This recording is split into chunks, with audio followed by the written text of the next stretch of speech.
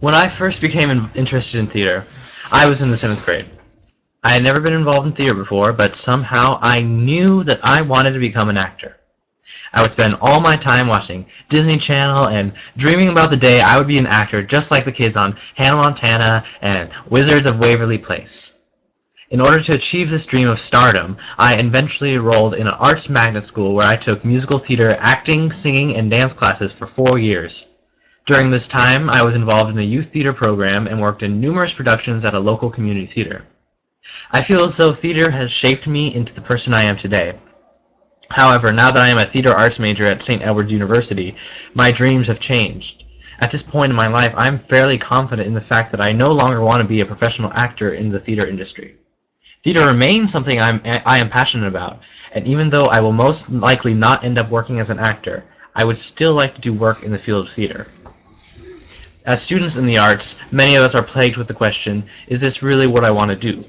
Many students may question the usefulness of a theater degree. What's the point? Why not study business instead? These are certainly questions I have struggled with. I have considered everything from studying the sciences, which I love, to dropping out of college altogether to work at Starbucks and play video games all day at my parents' house. As time has gone on, however, I've come to the realization that theater goes beyond Hollywood or Broadway.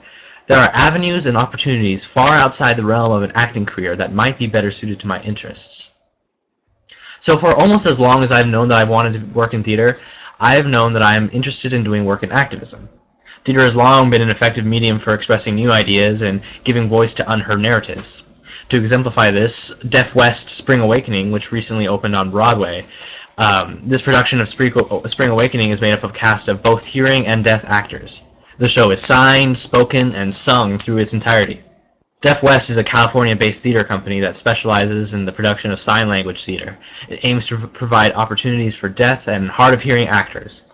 It serves to enrich deaf culture and community and create a space where artistic voices of the community can be expressed.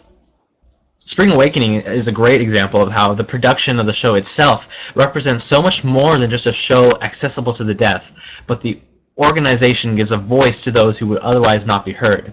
It allows for members of the deaf community and others to come together and work in an environment that empowers through creative theatrical process. As I became more interested in theater for activism and empowerment of marginalized communities, I decided to do more research. This led me to discover something called PAR, or Participatory Action Research. PAR is a research method that focuses on the experiences of real people and empowers their voices, rather than the voices of so-called experts and their imposed research that is conducted from an outsider perspective.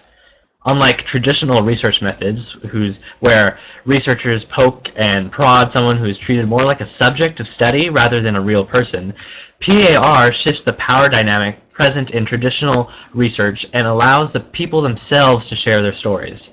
Through group discussion and other exercises, PAR participants discover the commonalities in their shared narrative, keeping in mind the end goal of an expressive and impactful presentation of their findings. This is so valuable to activist theater because putting on a show is a great final presentations of the findings gathered through PAR research. PAR is not a list of steps that are always adhered to. Instead, PAR is more like a set of values, an ideology that guides the research. There is, however, similarity in how most PAR projects are run. I've identified 4 basic steps of most PAR projects: group discussion, product, and question and answer. First, a group of people get together. Usually they have something tying them together that provides an exigence for research. The research is being done by the group on themselves, although there might be some sort of facilitator involved to keep the group moving forward. Secondly, the group shares experiences, stories, and sentiments that help paint a picture of the relationship they have in the group and the shared ground on which they stand. This creates a unity within the group that drives the project forward. If the PAR project is being done with a theatrical production in mind as the final product, then this step can involve theater games and improv activities to help get at a deeper rooted and more personal experiences. This step also might involve some sort of quantitative research, such as a survey, to help back up the findings in the final presentation.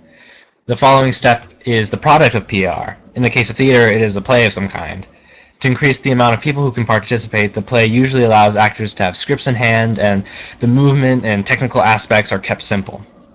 The final step is a question and answer session, which allows participants to directly address the questions and confusions any audience members may have.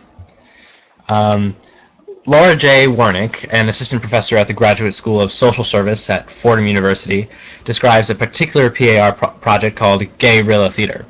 Gayrilla Theater was a group that formed through an LGBT activist youth group known as Riot Youth.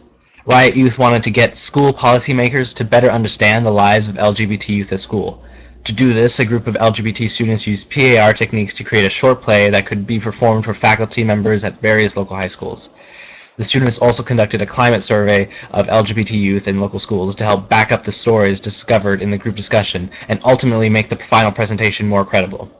Warnick describes how Gayrilla Theater was not only successful in encouraging teachers to show their support for LGBT students and stand against homophobic bullying, but also in empowering the youth and giving them a greater sense of self-efficacy. According to Warnick, the emotional engagement that the audience experienced watching the play, combined with the question and answer sessions, is what made Gayrilla Theater such an influential and powerful project. With PAR, the Black Lives Matter movement could create a show about the lives of Black Americans in the context of police brutality. Muslim youth could create a work about the realities of Islamophobia in U.S. schools. The applications for theater are endless. The stage is empty. What appears there is only a matter of imagination. Thank you.